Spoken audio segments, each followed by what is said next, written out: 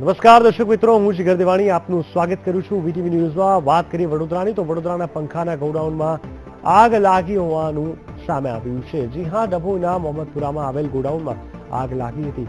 જો કે આગ લાગતાની સાથે ફાયરની ટીમ ઘટના સ્થળે પહોંચી ગઈ હતી અને આગને કાબૂમાં લેવાના પ્રયાસો હાથ ધર્યા હતા। હજુ સુધી આગ લાગવાનું કારણ જાણવા મળ્યું નથી।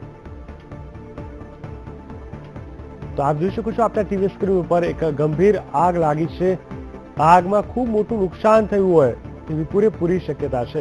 ડભોઈના મોહમ્મદપુરામાં આ ગોડાઉન આવેલું છે કે જ્યાં આ ભીષણ આગ લાગી છે। જો કે આ આગને બુઝાવવા માટે ફાયર ફાઇટરની ટીમ પણ ઘટના સ્થળ પર પહોંચી ગઈ છે અને આગને કાબૂમાં લેવા માટે પ્રયાસો હાથ ધરવામાં આવ્યા છે। વીટીવીના એક્સક્લુઝિવ દ્રશ્ય મેં આપને બતાવી રહ્યા છે કે જે ગોડાઉનમાં ભીષણ આગ લાગી છે અને આગ સમય જતા વિકરાળ સ્વરૂપ ધારણ કરી રહી છે। ડભોઈના મોહમ્મદપુરામાં આ આગ લાગી છે।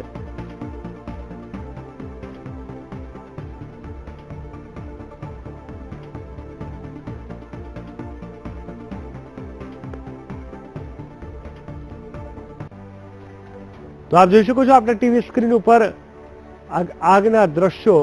ખૂબ જ મોટા પાયે આ ભીષણ આગ લાગી છે। જો આગને નજીકના સમયમાં કાબૂમાં નહીં લેવાય તો ચોક્કસથી આગ વધુ વિકરાળ સ્વરૂપ ધારણ કરશે અને ઘણું મોટું નુકસાન કરશે તેવી ભીતિ સેવામાં આવી રહી છે।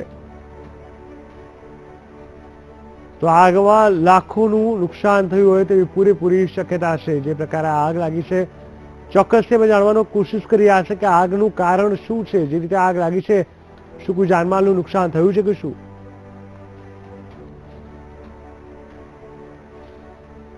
આ જગ્યાએ વધુ માહિતી આપશે અમારા સંવાદદાતા પિન્ટુ પટેલ। પિન્ટુ, જણાવશો જે પ્રકારે વડોદરામાં ફેક્ટરીમાં આગ લાગી હોવાની વાત સામે આવી છે, કયા કારણોસર સૌપ્રથમ તો આગ લાગી છે?